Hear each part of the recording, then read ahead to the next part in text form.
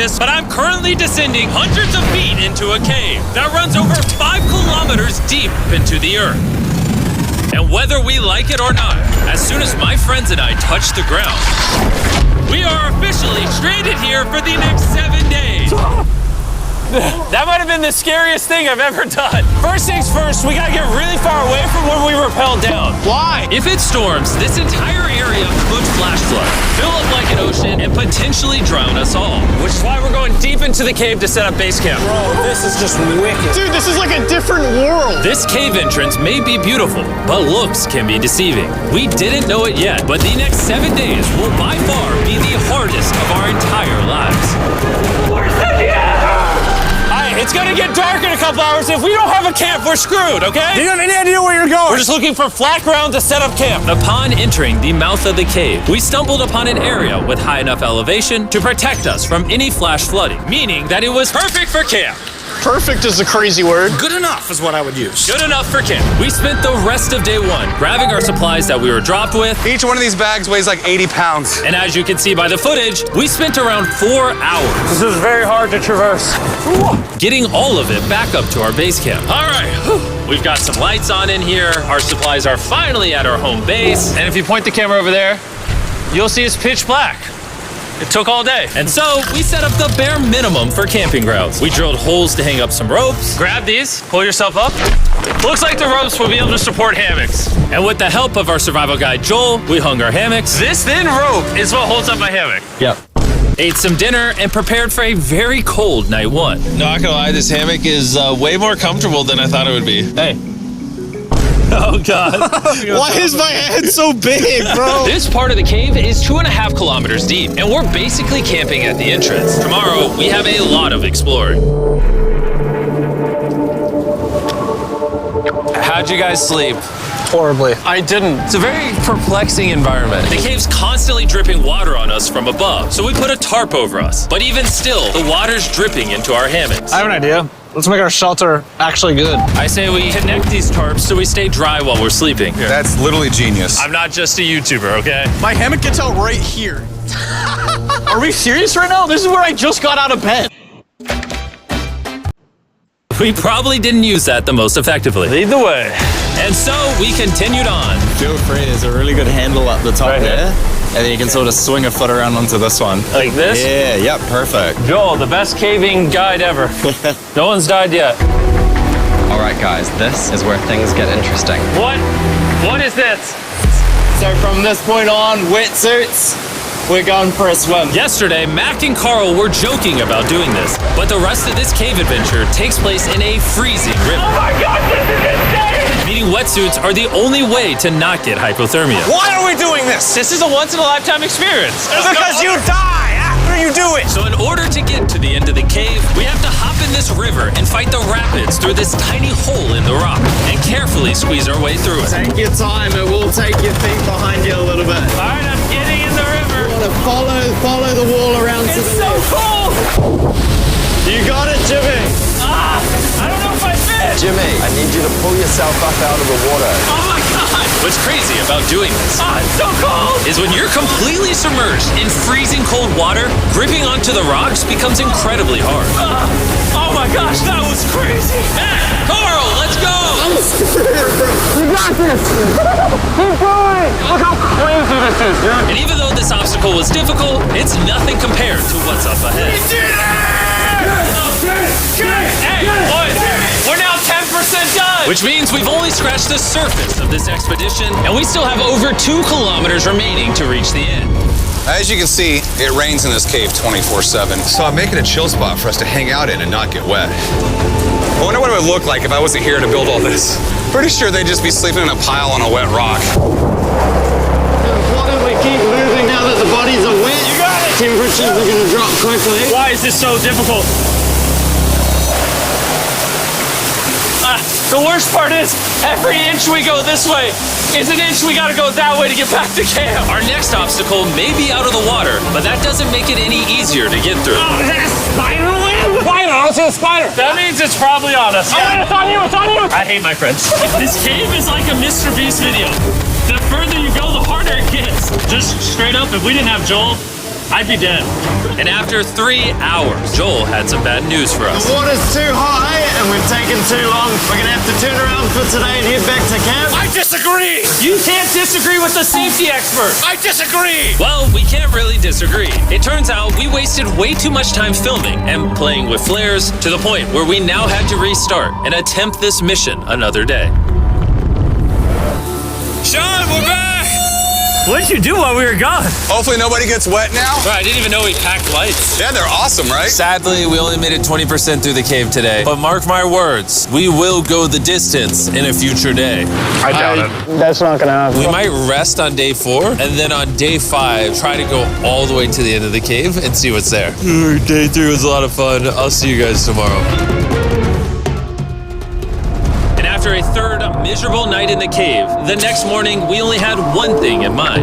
A hot shower would literally save my life right now. Oh, showering would be awesome. I haven't showered in 4 days. As you can imagine, showering inside a cave isn't easy. We had to hike all the way back to where we rappelled in to safely reach the riverbed. Oh my God! I feel my brain. I've never felt my brain like this. My forehead is frostbite! Let's use the drone to dry our heads off. Come here, drone. Hold on, brother. Stop. It's actually working. Yeah, it is working. Who needs a hair dryer when you have a drone? And after we dried off, we sat down with Joel to plan our journey. What is this, Joel? This is the map of the cave. Last time, we had to stop because of the fast-moving water, but the rains have been slowing, so we might just get a window to reach the end by tomorrow. Dude, this is about to be wild. First, we'll need to pass some of those same rapids from yesterday, dive off massive cliffs, and avoid jagged rocks. And if we can make it past all that, we will finally make it to the beautiful glowworm chamber. Don't tell us what that looks like. I want us to be surprised. Do you think we're gonna make it? Nah, let's not play that game. We're all gonna make it. With tomorrow's plan thoroughly mapped out, we rested up and made feastable s'mores to regain our energy. Everyone, cheers. Yippee! Oh, Joel's about to have his first feastable s'more. All right, Joel, be honest. Joel approves? Joel approved. Why didn't we whip this chocolate out earlier? This just got like 10 times more fun. Guys, for real, if you've never tried s'mores with Feastables, you're really missing out. Tomorrow, we're gonna explore the entire cave. We'll see you guys then. So we tried to sleep as much as we could and prepare for tomorrow's journey to the end of the cave. We're about to embark on one of the most dangerous journeys of my life. Because of our experience from day 3 and focusing less on filming, we were able to make progress way faster. Woo. Put me through. This ain't that scary for me. 3, 2, 1.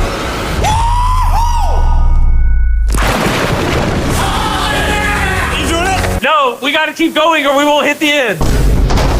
Oh my God. Can we go downstream? Why are we always fighting the current? I might just start drifting away. I might just give it up. There are sharp rocks underneath the water. You cannot see them, so watch your step. Oh my God. It's getting deep again. I can't. I need to put my feet on.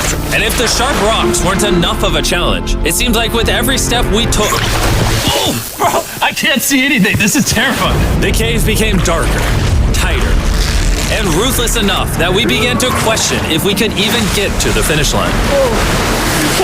This is exhausting. This cave is about to get a lot harder, and I have something I need to show all of you. Joel, can I see your bag?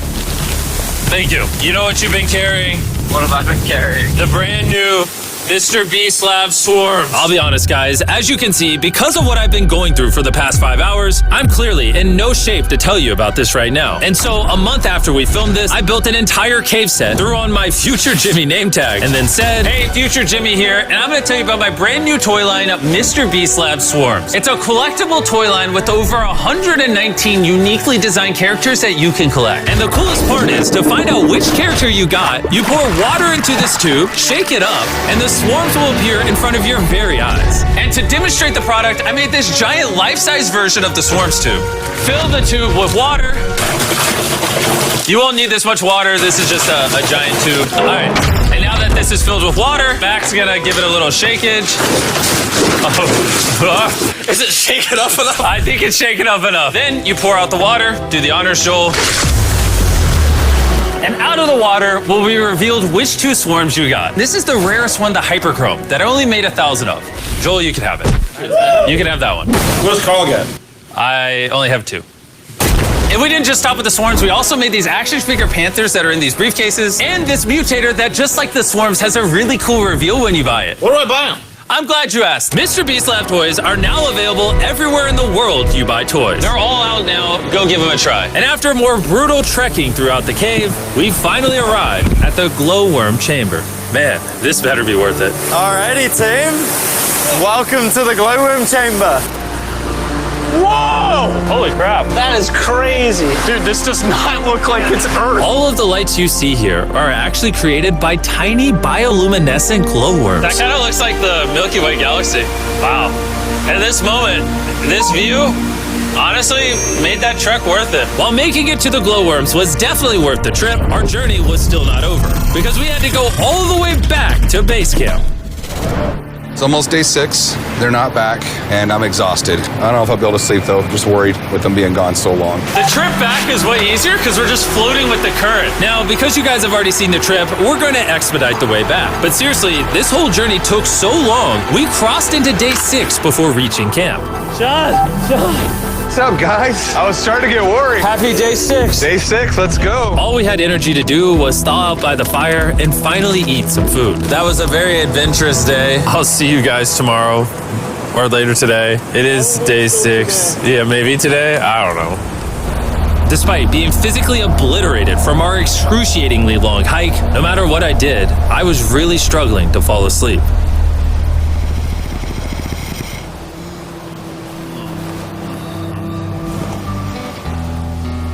I spent 7 days in solitary confinement, 7 days buried alive, 7 days on a raft, and I'm gonna be honest, I think this is harder than all of those. You're constantly soggy and cold. I just keep hitting my body on these hard rocks and it hurts. 90% of the time, this cave is miserable. But between me and you... Jimmy! Yo!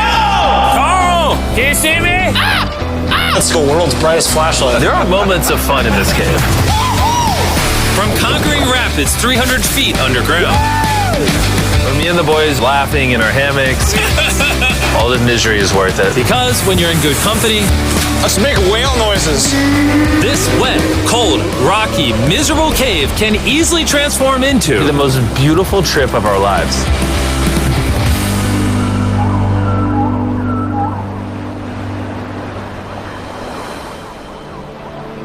We cannot leave until everything is picked up. And when I say everything, I mean everything.